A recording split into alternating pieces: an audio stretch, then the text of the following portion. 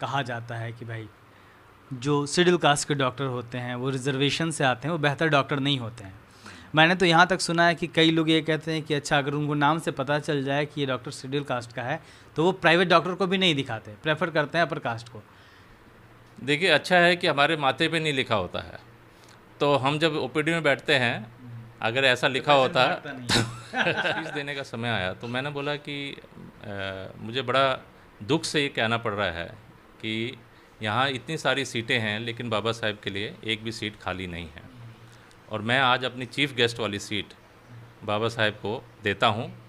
और मैंने वो फ़ोटो निकाल के बाबा साहेब की अपने चेयर आप सुषमा स्वराज जी का आप देखिए ऑपरेशन जो हुआ था, आप डॉक्टर जो एम्स के डॉक्टर हैं उन्होंने क्या, डॉक्टर नेम मेरे ख्याल से हैं उन्होंने। तो ऐसे बहुत डॉक्टर्स हैं जो रिनाउंड है। आप एम्स में देख लीजिए डॉक्टर उमा हैं जो कुमार जो हेड कर रही हैं, फीमेल होते हुए एक और रोमेटोलॉजी के हेड हैं। तो ऐसे बहुत डॉक्टर्स रिनाउंड हैं, डॉक्टर्स जो विदेशों में जाके they are making good money and fame also.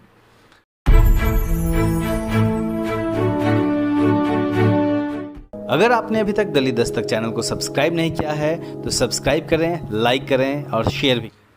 तो जय भीम, मैं हूं अशोक दास, आप देख रहे हैं दलित दस्तक। लेकिन वंचित तबके में एक समाज ऐसा भी है जिसे हम आदिवासी समाज कहते हैं, जो कहीं ना कहीं बाबा साहब डॉक्टर आम्बेडकर से अभी भी विमुख है, या फिर यूँ कहें कि उन तक बाबा साहब डॉक्टर आम्बेडकर पहुंच नहीं पाए हैं।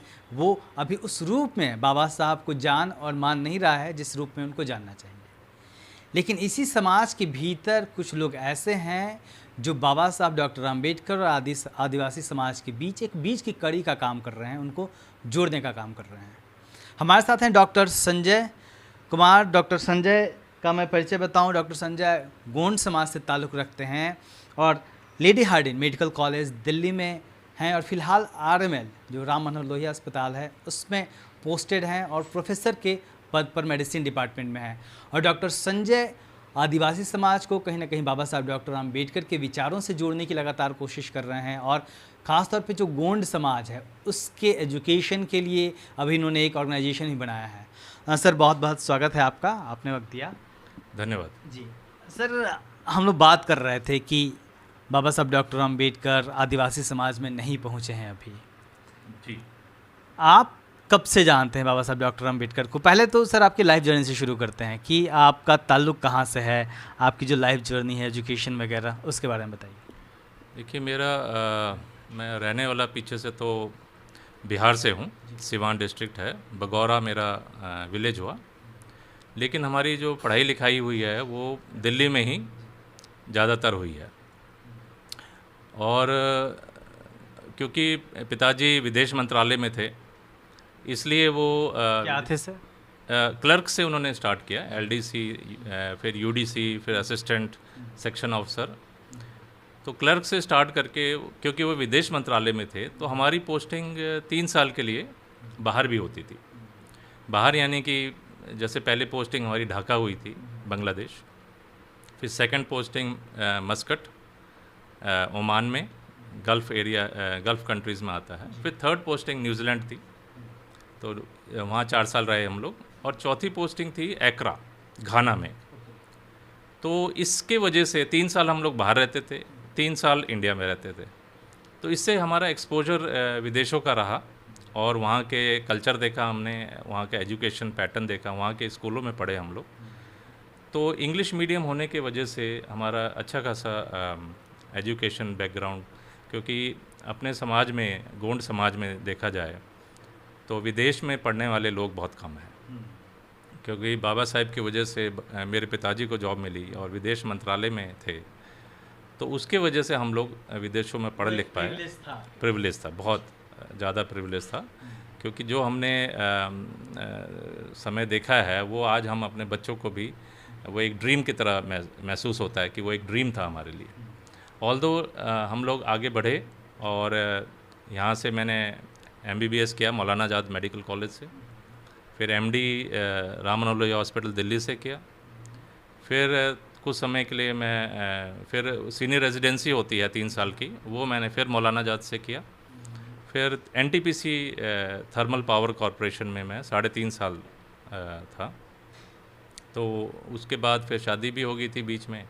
वाइफ सर्जन, जनरल सर्जन हैं डॉक्टर जयश्री। तो हम लोग दोनों ही एनटीपीसी में थे 3.5 साल तक। उसके बाद मेरा सिलेक्शन यूपीएससी के through assistant professor Lady Hardinge Medical College में हुआ, और वहाँ से मैं फिर असिस्टेंट के बाद एसोसिएट प्रोफेसर, फिर प्रोफेसर, यानी अभी मुझे 8 इयर्स हो गए हैं लेडी हार्डिंग में। हाँ सर, आप विदेशों में रहें लगातार पढ़ाई की, जैसा आपने बताया। अब बाबा साहब डॉक्टर अंबेडकर के मिशन से कैसे जुड़े आप, क्या वजह रही? देखिए, पहले तो हमें इतना ज्ञान नहीं था बाबा साहब के बारे में, लेकिन यहाँ दिल्ली में आने के बाद, जो मैंने बताया 8 साल हुए हैं मुझे, तो जब यहाँ आया तो बल्कि हमारे कॉलेज लाइफ में भी मुझे क्योंकि मैंने दिल्ली से ही पढ़ाई की है, सारा मेरा दिल्ली से ही एजुकेशन हुआ है, लेकिन फिर भी हम लोग अनभिज्ञ थे, मतलब कोई बाबा साहब का मिशन के बारे में नहीं जानते थे। लेकिन जब अब प्रोफेसर बने, लोगों से मिलना जुलना हुआ, ऐसे लोग मिले हमारे साथ जिन्होंने हमें बताया, अवगत किया कि भाई बाबा साहब क्या थे। फिर हमने खुद अध्ययन किया, बाबा साहब की किताबें सारी मंगाई, सारी किताबें पढ़ डाली। उनके वॉल्यूम्स जो हैं, जो 21-22 वॉल्यूम पहले आते थे, अब तो ज़्यादा हो गए हैं, वो सारा अध्ययन किया मैंने कई बार। और जो सोहनलाल शास्त्री जी की किताब है 25 साल बाबा साहब के साथ, वो अध्ययन किया। बाबा साहब के एनालिसिस ऑफ कास्ट, वो अध्ययन किया। बुद्धा इन इस धम्मा, तो सारी किताबें हमने जब पढ़ी, तब उनका संघर्ष, उनका योगदान, उनका बलिदान, उन्होंने कितना सबके लिए किया। जो 6743 जातियां हैं हिंदू धर्म में, कहने को SC ST OBC सभी के लिए उन्होंने, और बल्कि जनरल वालों के लिए भी, महिलाओं के लिए उन्होंने जो आप देखेंगे संविधान बिल्कुल धर्म निरपेक्ष है, जाति निरपेक्ष है और वर्ग निरपेक्ष है। तो सांप्रदायिक पूरा आप देखेंगे उसमें, कहीं पे भी बाबा साहब के साथ जो उनको घटित हुआ, उसके बाद भी आप उसमें कोई भी भेदभाव नज़र नहीं आता। इतने महान व्यक्ति को जब मैंने पढ़ा, तब मैं उनके चरणों में गिर गया। तो सर, आप खुद, जब आपकी इतनी अच्छी एजुकेशन रही, आप इतने प्रिविलेज थे, और तब आपने बहुत देर से बाबा साहब डॉक्टर अंबेडकर के बारे में जाना, तो जिस ट्राइबल कम्युनिटी की हम बात कर रहे हैं, जिसको आप बिलोंग करते हैं, वहाँ पे डॉक्टर अंबेडकर को लेकर कितना एक्सेप्टेंस है, और अगर एक्सेप्टेंस नहीं है तो उसकी वजह क्या है? देखिए, अवेयरनेस आती है एजुकेशन से, और मैं कहूँ कि सिर्फ एजुकेशन से अवेयरनेस आती है तो ये भी गलत है। अवेयरनेस, पढ़े लिखे थे जी, ये कहीं ना कहीं देखिए, जो मिशन है बाबा साहब का, साहब कांशीराम जी ने जो 70, 80, 90 के दशक में और 2000 में भी उन्होंने जो फैलाया है बाबा साहब के योगदान को, वो चीज़ हमें मतलब उससे काफ़ी लोग को पता चला है कि बाबा साहब का छत्रपति साहू जी महाराज फूले दंपति का जो योगदान रहा है, पूरे 108 साल का जो इतिहास है, उसको जो उन्होंने दर्शाया है। महिलाओं के लिए जो बाबा साहब ने जो कदम रखे थे, जो कार्य रखे थे, और संविधान कैसे कितनी मुश्किलों में उन्होंने ये सब किया। तो कहीं ना कहीं ये जो आदिवासी समाज है, एक तो एजुकेशन से बहुत पीछे है, और ये एक्सेप्टेंस इनमें बहुत एक तो सोच भी वैसी है कि थोड़ा सा बड़ी जल्दी चेंज नहीं होता है। आज भी आप देखेंगे कि पुरानी परंपराएं हैं, जो आपके अंधविश्वास है, इसमें सबसे ज़्यादा आपको जो गोंड समाज या जो भी आदिवासी समाज है उनमें मिलेगा। वो चेंज, रेजिस्टेंस टू चेंज है, मतलब वो चेंज बड़ी जल्दी नहीं होते। बल्कि ऐसा नहीं है कि मैं इसमें लोग नहीं हैं जो कोशिश नहीं कर रहे हैं, बट उनकी मात्रा बहुत कम है। सर, जो लोग हैं, जैसे आदिवासी समाज के बारे में आमतौर पर माना जाता है कि वो बहुत समाज से दूर रहते हैं, तो आपका कभी उन लोगों से, आप प्रिविलेज हैं, आप विदेशों में पढ़ाई की, आपका कभी उस समाज से सामना हुआ जो आपके समाज के लोग हैं और वैसी जगह पे रहते हैं जिसके बारे में शायद आपके बच्चे कल्पना नहीं कर सकते, या फिर वो वहाँ रह के ये कल्पना नहीं कर सकते कि हमारा आदमी, हमारे समाज का आदमी यहाँ पे होगा, इस तरीके से होगा? हाँ जी, देखिए, जिस आदिवासी की आप बात कर रहे हैं जो जंगलों में रहते हैं, वैसे लोगों से मेरा डायरेक्ट संपर्क नहीं है। लेकिन मैं कहूँ कि जो दिल्ली में जो रहते हैं वो भी आदिवासी ही हैं, और वो बस ये है कि उन्होंने कपड़े पहने हुए हैं, कंक्रीट के जंगल में रह रहे हैं। तो कहना पड़ेगा कि 2019 में मैं एक चीफ गेस्ट बना था अपने समाज के गोंड महासभा है, तो उसमें मैंने देखा ये सागरपुर में उनका अधिवेशन हुआ था।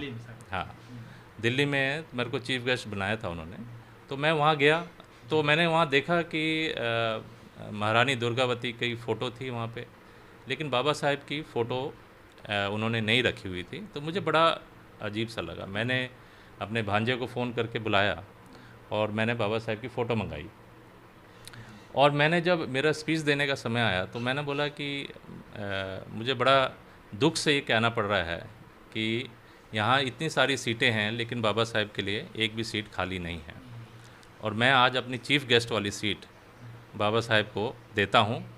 और मैंने वो फ़ोटो निकाल के बाबा साहेब की अपने चेयर पर रखी, और मैंने फिर 1 घंटे तक यही बोला कि गोंड समाज के लोग कितने ना शुक्रगुजार हैं कि उन्होंने अभी तक बाबा साहेब को नहीं अपनाया, बल्कि वो सारी सुविधाएं जो उन्होंने महार जाति को, जहाँ जिससे वो बिलोंग करते थे, जो सारी सुविधाएं उन्होंने महार जाति को दी है, वही सारी सुविधाएं उन्होंने 6742 जातियों को भी दी हैं।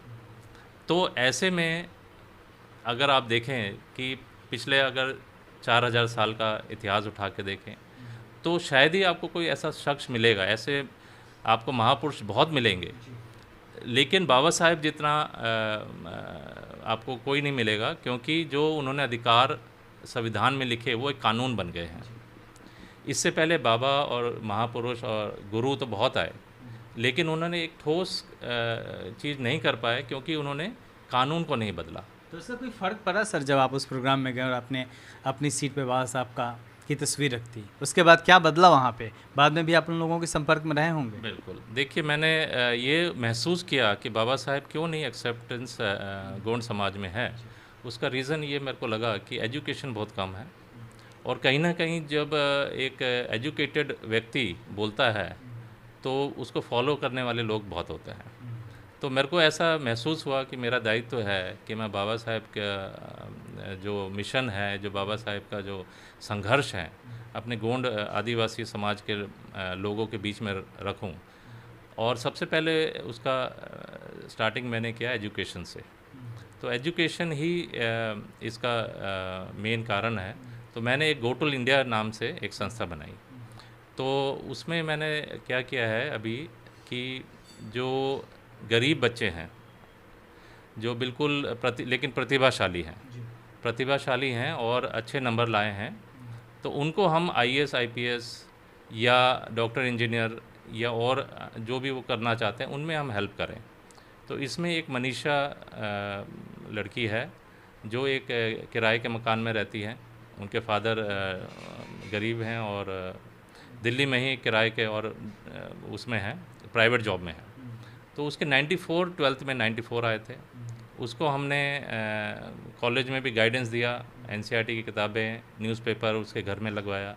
आज वो दृष्टि IAS में 2 लाख रुपए समाज ने दे के, जिसमें मेरा योगदान 50,000 रुपये का था। और मैंने बोला है कि गोटुल इंडिया को 50,000 रुपीज़ एवरी ईयर मैं दूंगा, और उससे ज़्यादा भी दूंगा। इस साल तो मेरा 1 लाख रुपए के आसपास डोनेशन था। और फिर क्या है कि हो सकता है कि अगले आने वाले समय में हम और लोगों को IAS IPS, क्योंकि मैंने जो पूरा जो पिछले 6 साल का जो मैंने निकाला। एजुकेशन का लेवल क्या है? एजुकेशन का लेवल देखिए बहुत ही पुअर है। मैं अपने परिवार की बात करूं तो हमारे परिवार 200 लोगों का परिवार है, बहुत बड़ा परिवार है। उसमें हम ही लोग हैं, जैसे मेरा छोटा भाई भी प्रोफेसर है दांतों का, और मेरी वाइफ प्लास्टिक सर्जन है, अभी मेदांता में पढ़ाई कर रही हैं प्लास्टिक सर्जरी की। मैं प्रोफेसर हूँ यहाँ पे मेडिसिन में। तो हम तीनों जैसे हैं यहाँ पे। तो हमारा सबसे अपने गोंड समाज में मतलब वन ऑफ दी मतलब मोस्ट एजुकेटेड फैमिली में से आता है।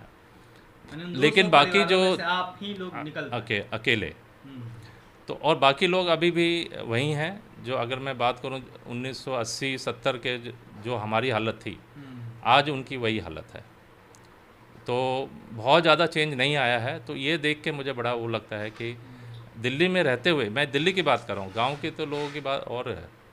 दिल्ली में भी लोग जो अर्बन पुअर कहते हैं जिनको, तो तो अर्बन पुअर भी इतने हैं, और हम क्योंकि कहीं ना कहीं वो जो लाइमलाइट में लोग आ गए हैं वो इसके जो दिल्ली की जो चौंधियाहत है बिल्कुल उसमें वो खो गए हैं। वो उनको ये नहीं पता चल रहा कि भाई एजुकेशन से ही हम लोग आगे बढ़े हैं, इसी को हमें पढ़ के आगे बढ़ना एक है। पर्पस नहीं। हाँ सर, आप इतने प्रिविलेज हैं, इसके बावजूद क्या आपको अभी तक कभी कास्टिज्म का सामना करना पड़ा पढ़ाई के दौरान या फिर कभी भी काम के दौरान? देखिए,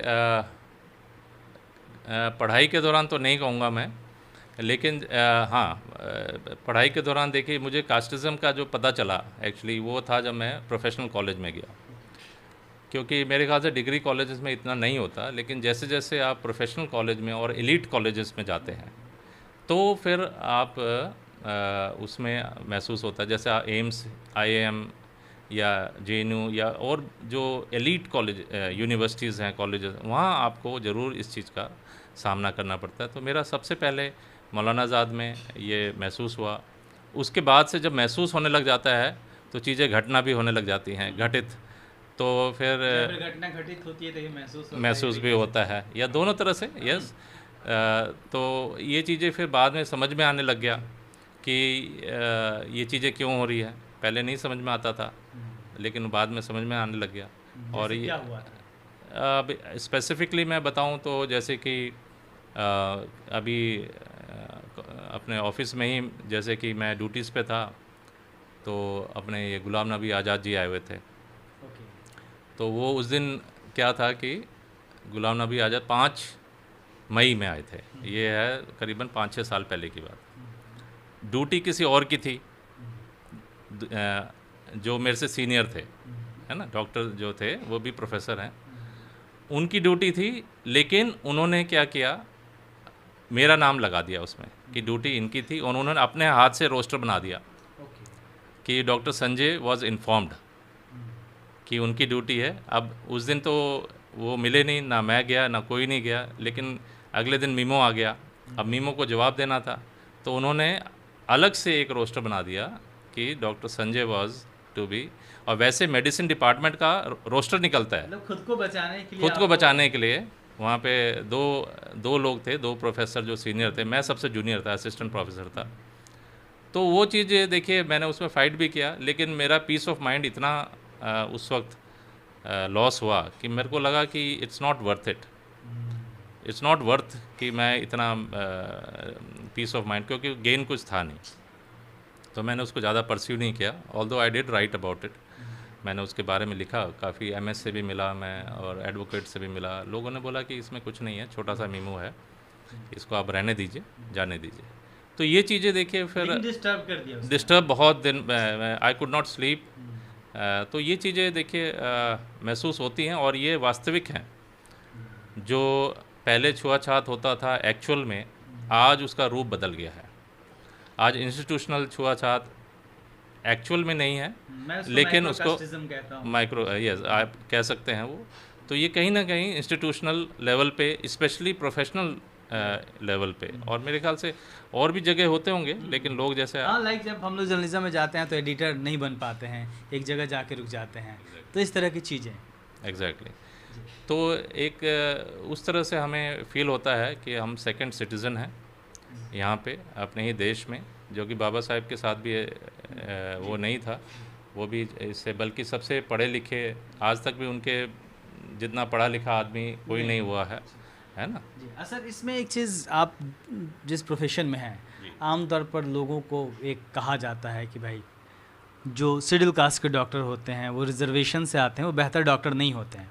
मैंने तो यहाँ तक सुना है कि कई लोग ये कहते हैं कि अच्छा, अगर उनको नाम से पता चल जाए कि ये डॉक्टर शेड्यूल कास्ट का है तो वो प्राइवेट डॉक्टर को भी नहीं दिखाते, प्रेफर करते हैं अपर कास्ट को। देखिए, अच्छा है कि हमारे माथे पे नहीं लिखा होता है, तो हम जब OPD में बैठते हैं, अगर ऐसा लिखा होता है तो वो इस तरह से उनको तो पता नहीं होता है। लेकिन आप उसको कैसे काउंटर करेंगे जो कहा जाता है कि शेड्यूल कास्ट के डॉक्टर, शेड्यूल ट्राइब के डॉक्टर कैपेबल नहीं होते हैं, बेहतर नहीं, योग्य नहीं होते? देखिए, ये बिल्कुल मिथ है, बल्कि ये स्टडीज़ भी हो चुकी हैं कि रिजर्वेशन से कहीं पे भी मेरिट में फ़र्क नहीं होता है। रिजर्वेशन एक रिप्रेजेंटेशन ऑफ पीपल है, रिप्रेजेंटेशन। हमारा भी ये देश है, हमारा देश में भाग होना चाहिए, इट्स अ रिप्रेजेंटेशन, कितने लोग नॉट हैं जो बेहतर डॉक्टर हैं देश में, जो जो जो वंचित तबका है उसको बिलोंग करते हैं, आप बहुत सारे बता सकते डॉक्टर्स हैं, बहुत सारे डॉक्टर्स हैं। आप सुषमा स्वराज जी का आप देखिए ऑपरेशन जो हुआ था, हैं? जी। आप डॉक्टर जो एम्स के डॉक्टर हैं, उन्होंने क्या, डॉक्टर नेम मेरे ख्याल से हैं उन्होंने। तो ऐसे बहुत डॉक्टर्स हैं जो रिनाउंड है। आप एम्स में देख लीजिए, डॉक्टर उमा हैं जो कुमार, जो हेड कर रही हैं, फीमेल होते हुए एक, और रोमेटोलॉजी के हेड हैं। तो ऐसे बहुत डॉक्टर्स रिनाउंड हैं, डॉक्टर्स जो विदेशों में जाके they are making good money and fame also. तो मतलब देखिए, डिफेम करने की कोशिश की जाती है। कहीं ना कहीं देखिए हमें 1.5 गुना करना पड़ता है एक दिखाने के लिए। तो we have to work more. इसके बाद भी एक जो प्रेजुडिस है, नेगेटिव जो थिंकिंग है, वो हम दूर नहीं कर सकते। तो we have to live with it, है ना। तो वो हम मान के चलते हैं जो कि ये चीज़। कास्टिज्म है लोगों के दिमाग में भरा हुआ, उसको किसी ना किसी रूप में निकालेंगे। हाँ सर, फैमिली में कौन कौन है आपके? मेरी वाइफ है जो सर्जन है, 3 बच्चे हैं, 3 बेटियां हैं मेरी, और फादर हैं, मदर हैं। मदर तो एक्सपायर होगी 2018 में। छोटा भाई है, इज़ अ प्रोफेसर, दांतों का है, रिम्स में, रांची में। और उनकी वाइफ है।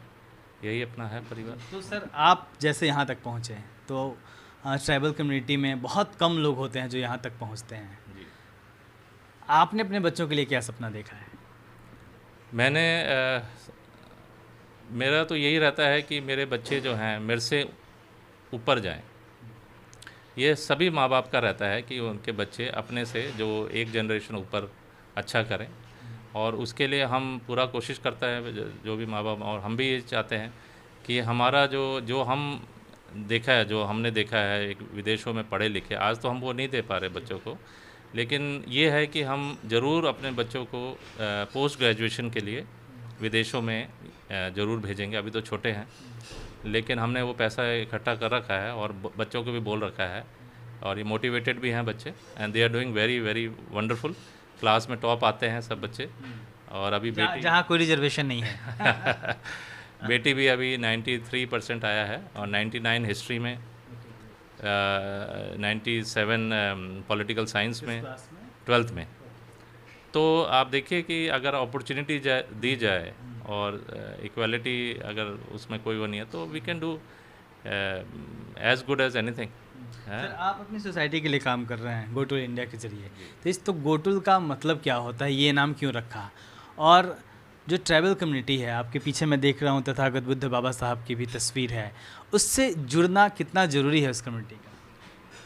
देखिए, मैं मानता हूँ कि जो गोटुल इंडिया है, गोटुल का मतलब होता है गुरुकुल या पाठशाला, गोंड समाज में, गोंड भाषा में। तो गोंडी भाषा में गोटुल इंडिया मतलब ये पूरे इंडिया में हम लोग काम करेंगे। अभी दिल्ली से स्टार्ट किया हमने, एक बेटी को हमने IAS में डाला है। कहाँ कहाँ इसकी शाखाएं हो गई हैं? इसकी अभी हमने जस्ट अभी मई में ही हमने रजिस्टर किया है। तो मई 2022 में अभी रजिस्ट्रेशन हुआ है। अभी हमने एक बच्चे को डाला है, लेकिन 4-5 बच्चे हैं हमारे संपर्क में जो IAS की कोचिंग कर रहे हैं, हम उनको गाइड कर रहे हैं। कोई आपसे ज्वाइन करना चाहे, जैसे देश के किसी कोने में कोई बच्चा हो जो डिज़र्व कर रहा हो, वो कैसे कनेक्ट करेगा आप लोगों से? हमारी वेबसाइट है www.gotulindia.org, GOTUL.org। तो इसमें वेबसाइट में जाके उसमें सारे डिटेल्स हैं, उसमें अपना रिज्यूम या अपना मार्कशीट वगैरह कुछ डाल सकते हैं। हमें जितना होगा हम उनको मदद करते हैं, गाइड करते हैं। हमारे साथ सारे प्रोफेसर्स, लॉयर्स, इंजीनियर्स, सब लेक्चरर्स, स्कूल का हमें टीचर्स की लिस्ट तैयार हो जाएगी, बच्चों की लिस्ट तैयार हो जाएगी। Then we will organise some career counselling और एनी अदर प्रोजेक्ट्स हम जो लेके आएंगे। और फिर हम अलग अलग स्टेट्स में, हम सबसे पहले बिहार में, क्योंकि सबसे ज़्यादा लोग हमारे बिहार में हैं, MP में हैं, UP में हैं। इस तरह से हम एक एक ब्रांचेस वहाँ खोलेंगे और बच्चों को हम एजुकेशन पे कि भैया हायर से हायर एजुकेशन आप लीजिए। क्योंकि और दूसरी बात आपने पूछा कि बाबा साहेब से, मैं समझता हूँ कि जिसने बाबा साहेब को समझ लिया, जान लिया, पहचान लिया और उनके संघर्ष को समझ लिया और उनके योगदान को, कि गोंडी समाज को उन्होंने सब कुछ दिया है जो एक महार जाति को उन्होंने दिया, या जो अछूत समाज से जो थे वो, उनको उन्होंने सारी सुविधाएं सबको दी है। तो उसमें तो कोई वो होना नहीं चाहिए कि भाई हमारे मसीहा कौन है। जैसे उनके मसीहा हैं, गोंडी समाज के मसीहा, अगर आप पूरा, लेकिन आज भी उनको अपनाने में लोगों में झिझक है। और जिसने एक बार बाबा साहेब को समझ लिया तो उनके 3 जो सिद्धांत हैं, बल्कि मैं तो कहता हूँ 4 सिद्धांत हैं उनके, to educate, to unite, to agitate, और चौथा उन्होंने दिया है बुद्धिज़्म। तो जिसने बाबा साहेब को समझ लिया वो बुद्धिज़्म से अलग रह ही नहीं सकता।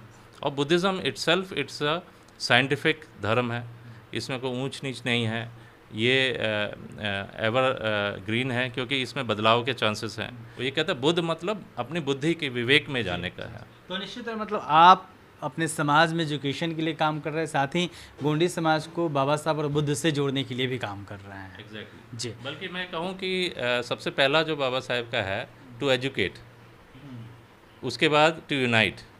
तो अभी हम एजुकेट पे हैं, तो उसके बाद यूनाइट करना है, फिर एजिटेट करना है, और तीसरा चौथा बल्कि बुद्धिज़्म होगा। तो अब बाबा साहब के सिद्धांतों पे ही चल रहे हैं हम लोग। तो हमने एजुकेशन पे, गो टू इंडिया पे हमने काम कर रहे हैं। फिर बहुत बहुत शुभकामनाएं आपको, मंगल कामनाएं। बहुत बहुत धन्यवाद। तो आप देखते रहिए दलित दस्तक। कैमरामैन वीरेंद्र के साथ मैं अशोक दास।